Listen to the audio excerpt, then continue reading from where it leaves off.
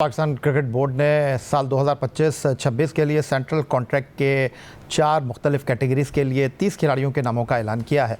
और कैटेगरी 4 हैं, लेकिन एक कैटेगरी में गुज़िश्ता 2 साल में पहले शाहीन आफरीदी, बाबर आजम और रिजवान थे। फिर गुज़िश्ता साल शाहीन आफरीदी जो है वो ए से बी में आए, लेकिन रिजवान और बाबर मौजूद रहे।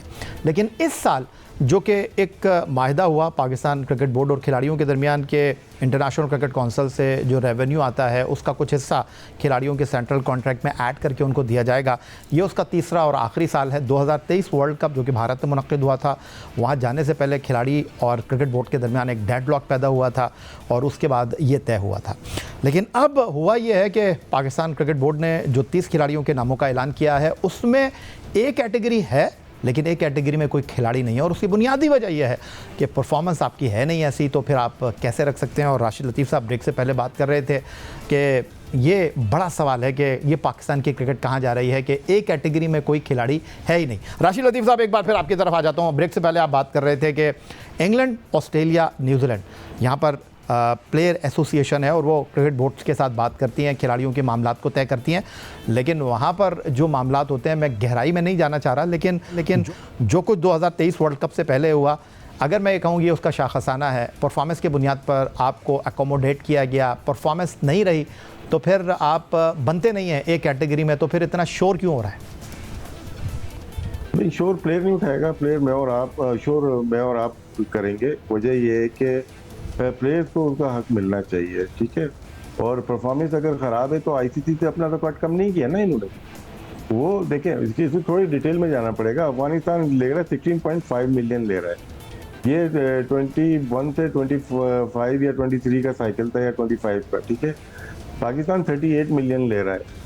अदर वे राउंड हो सकता है कि अगर पाकिस्तान की परफॉर्मेंस ख़राब है, पाकिस्तान की खुदा न खास्ता ख़राब होती है 27 के साइकिल के बाद, वो अदर वे राउंड हो सकता है, अफगानिस्तान हमारी जगह आ जाए और हम अफगानिस्तान की जगह चले जाए। ये परफॉर्मेंस बेस्ड होता है। लेकिन अभी तो पाकिस्तान को उसी के मुताबिक पैसे मिल रहे हैं। आपकी जो रेवेन्यू है वो अच्छा है और आ रहा है और आना भी चाहिए, हमारी दुआ है।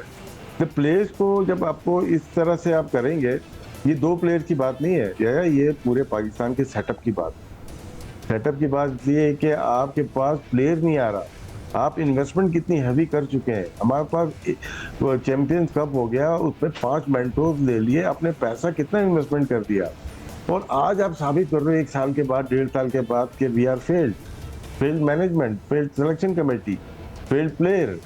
तो ये साबित किया है कि हमने जो पिछला जो बोया था वो हम काट रहे हैं। तो एक कैटेगरी का कोई प्लेयर नहीं, इसका मतलब है कि डी में तो एक भी नहीं होगा ना। जब आपके पास टॉप लेवल पे प्लेयर नहीं है तो नीचे तो बिल्कुल ही स्थान पूरा ही होगा। अब डी कैटेगरी के प्लेयर उठा के देखें, वो बांटे गए। उसमें कुछ प्लेयर जो शान मसूद और अहमद दानियाल बराबर नहीं हो सकते। एक की 12 साल इंटरनेशनल क्रिकेट का है।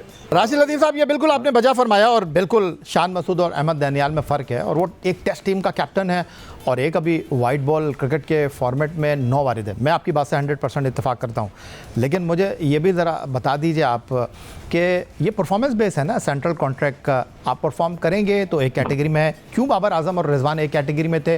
इसलिए कि वो तीनों फॉर्मेट के लिए लाजिम और मलजूम थे। अब वो आपकी T20 टीम का हिस्सा नहीं है। आपने बिल्कुल बजा फरमाया कि खिलाड़ियों को जो इंटरनेशनल क्रिकेट काउंसिल का रेवेन्यू है उसमें से हिस्सा मिलना चाहिए। अगर इंटरनेशनल क्रिकेट काउंसिल कम नहीं कर रहा, लेकिन एक फार्मूला तो माने ना सर। आप जब आईसीसी की रैंकिंग की बात करते हैं, बाबर आजम थे, रिजवान थे, अब नहीं है, टॉप कैटेगरी में नहीं है, तो क्या ये उन खिलाड़ियों के साथ नाइंसाफ़ी नहीं होती जिनकी अभी आप बात कर रहे थे कि बाबर आजम और रिजवान तीनों फॉर्मेट में है नहीं, टीम में आने के लिए स्ट्रगल कर रहे हैं, लेकिन उनके सेंट्रल कॉन्ट्रैक्ट के ऊपर जो है वो कॉम्प्रोमाइज़ नहीं हो रहा? तो ये तो क्रिकेट बोर्ड खुद फंस जाता। नहीं, 2 प्लेयर्स की हम बात नहीं कर रहे हैं, हम यहाँ पे पूरे सेटअप की बात कर रहे हैं। क्योंकि मैंने चैंपियंस कप से लेके जो मेंटोर थे उन तक की मैं बात ले गया। जी सर। और यहाँ पे बात मैं जो समझाना चाह रहा हूँ ना, वो है कि एक कैटेगरी का हमारे पास प्लेयर नहीं है। अफसोसनाक है इस मुल्क के लिए, अफसोसनाक है। तो डी कैटेगरी कैसे बन गई? डी कैटेगरी कैसे बन गई? वो तो ई और एफ हो जाता है। बजा फरमा रहे हैं। ये वजह यही है कि हमारे पास प्लेयर नहीं है।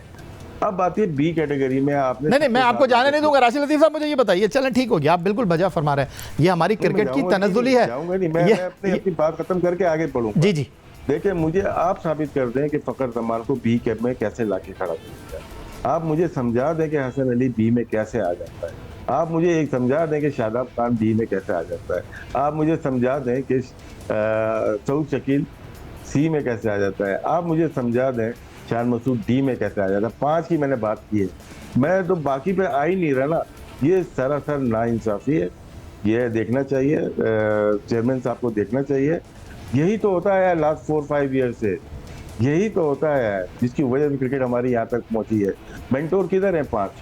अच्छा पैसा दिया, मैं हम लोग खुशी होती है, हमने यही नहीं बोला कितना पैसा दे रहे हो, वो है कहाँ, उन्होंने क्या प्रोड्यूस किया। आपकी जो टीम गई थी किंग्समैन शिकागो से हार गई, ठीक है ना, डार्विन में आज कल हार गई थी, आज हारी है सुबह।